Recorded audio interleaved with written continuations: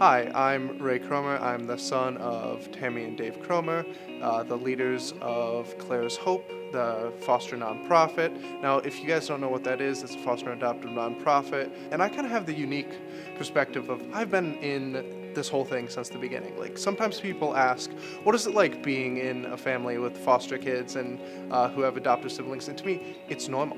This has been my entire life, and I've never really known anything different. So when people ask, is it weird or different? It's not. It's exactly everything I've wanted. The first time I heard my mom share the story of why she wanted to start Clara's Hope, it was probably a few months after Clara had passed away, where we were just talking as a family, dealing with the grief and everything, and she was mentioning how one of the things she noticed with Clara is, comparatively to when we had adopted both Josh and Lydia, that there was such a outpour of support from our community because they saw the need. Now before, they knew we were adopting or fostering, but people didn't really know how to respond or how to help. But with Clara, they saw, hey, they're doing something that's a little different. They might need help, and people reached out to us. And from there, we realized we kind of had to write the rule book on how to foster or adopt ourselves and kind of figure it out all on our own.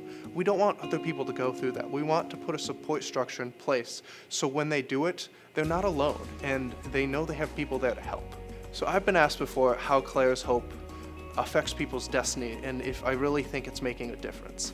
And I would say yes, because I can see how as it's grown, how it's taken people who felt so hopeless and didn't know where they were going with their life, and also were coming out of such bad situations.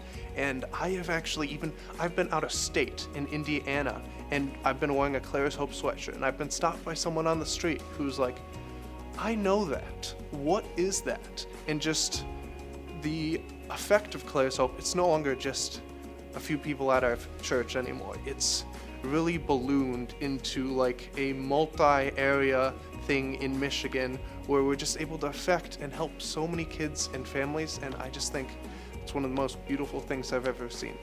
People like to ask why we adopted Clara, when obviously it's kind of hard and it's difficult, and obviously she's no longer with us. Well, I like to bring up like the fact that I know that Clara in her short 8 months has affected more people on this planet than I think I ever will. Like, her effect is unprecedented, even within this community. One of my favorite pictures is this picture we displayed at her funeral, which is of a heart of every single person that we could find a picture of that's ever held her. And this photo is well over 1,000 photographs of people whose lives have been changed by this little baby who all she knew was how to love unconditionally. And through that, she taught us how to love. And because of that, we just want to show other people that this is possible. We can help these children. We can help these families who need our support.